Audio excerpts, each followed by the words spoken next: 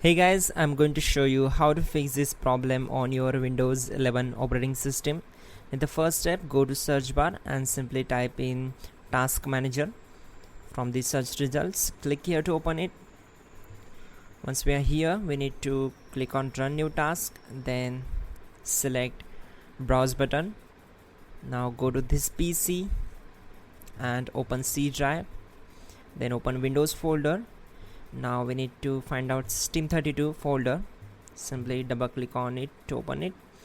Now find out cmd.exe file. Simply select it and click on open. Now this will be our main path: C drive, Windows folder, System32 folder and cmd.exe file. Check this box and click on OK. This will open command prompt window. Now we need to execute some commands. Type these commands carefully. Type in sfc /scan now and simply hit enter. So this process will take some time. We need to wait for it. Then now go to search bar and find out device manager. So click here, open it. On this window, just expand display adapters.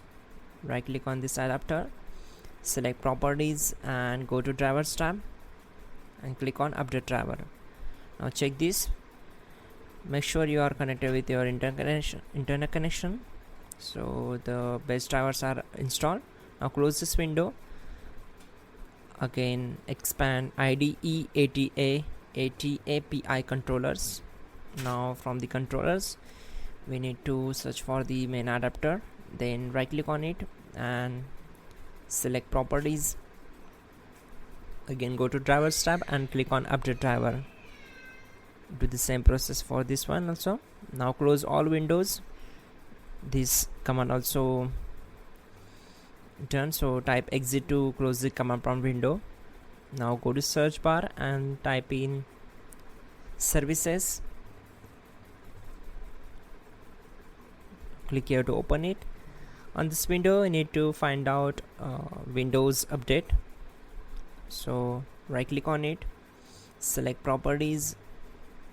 From the startup type, set automatic, then click on apply, then click on start and then OK. Now close this window and simply move to the next step. This is the last one. So go to search bar, type in cmd, right click on it and select run as administrator. Now type this command chkdsk.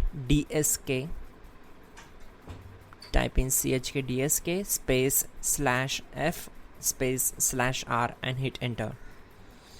Then type y and simply hit enter. Now we will see the changes. For that, simply restart your system, then you will see these changes. That's it guys, your problem will be solved and you're good to go.